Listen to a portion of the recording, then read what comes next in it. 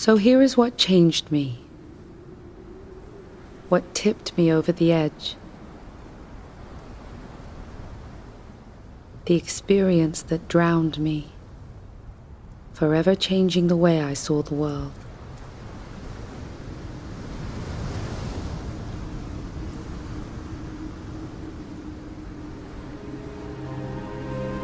We think we know, and we think we feel with them, and we think we understand the injustice because we've read some book or some not-so-biased or quite-so-censored article, or because we've heard from a friend.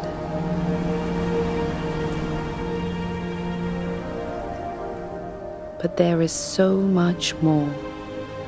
We have merely dipped our toes into the gentle tide of this colossal injustice.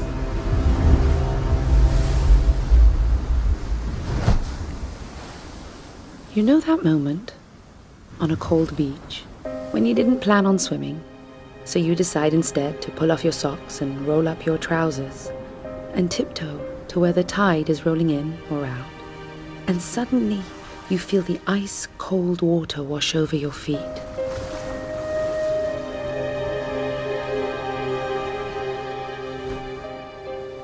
And right then, at that moment, you think you've fathomed everything about the biting, unforgiving ocean in front of you.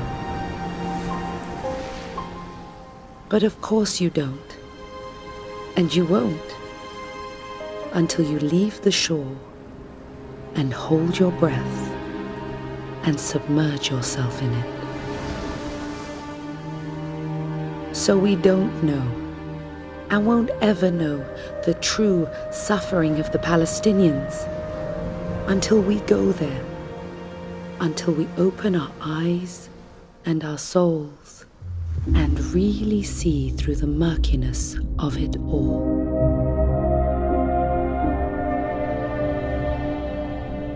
Be mindful though,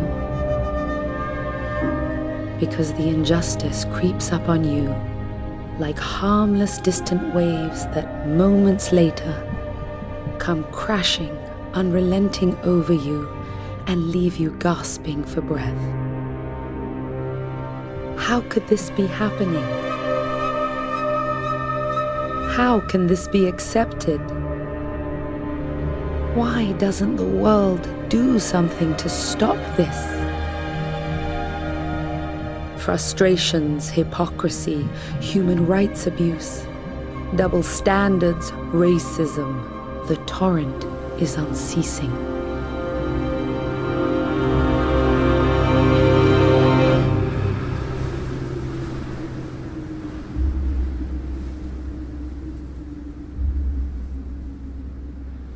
You see, when you go, you don't know where the current will take you.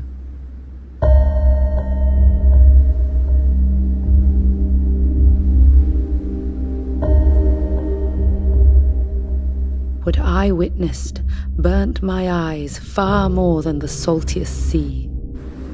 But open your minds, no matter how painful it stings, and try live for a moment in their fractured world as they are forced to.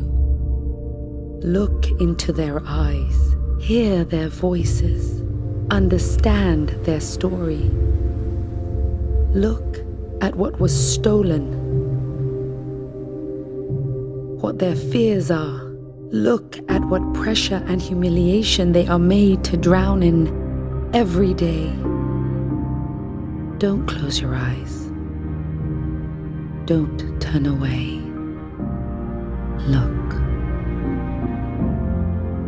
In the end, you might experience or see things more sad or harsh or brutal than I did. Every journey into this injustice is unpredictable.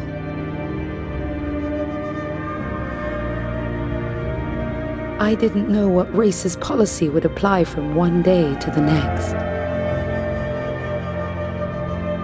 I didn't know if I would be kept at any given checkpoint for 10 minutes or 10 hours. I didn't know if the person next to me would be held up longer than me, or even allowed through, because neither of us had the superior race identification card. I didn't know if the soldiers ordering me about, and all those around me, actually feel stranded by their role and have nightmares about what they've been told and trained to do. Or if they really do see the Palestinians as animals, welcoming their role in drowning them in deliberately degrading procedures. And if that were the case, and someone rightfully were to get emotional or understandably express anger at being kept in the burning sun for hours, or at not being allowed through to work again, or to see their family, or even make it to a hospital to give birth, that these soldiers could beat them mercilessly until the blood soaked their clothing.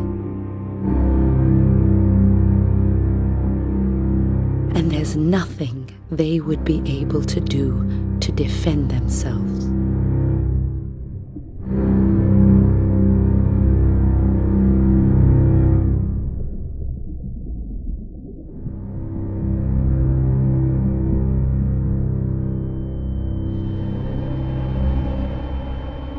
But that's just it.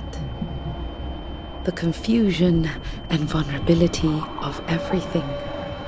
I was there, and nothing was for certain.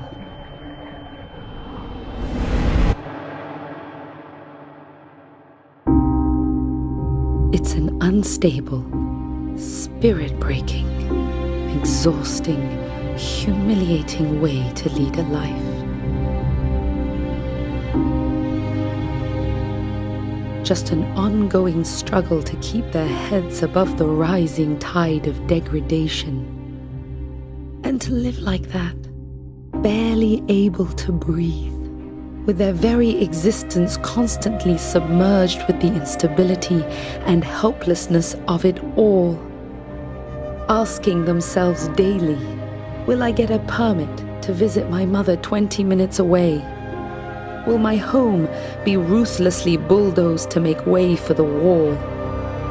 Will I be able to get clean drinking water for my family today? Will the land of my father and my grandfather and his father before him simply be stolen and handed to thieving settlers? Or will the bombs rain down again on us at any moment? Will my child make it back from school today, or meet with a bullet on the way instead? Or my son be dragged away in the middle of the night? Wave after wave, decade after decade, the persecution goes on.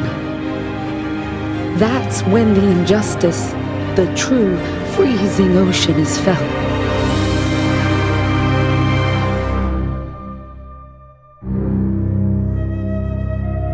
When we go, and we see, and sadly, painfully drown with them into the depths and darkness of their suffering.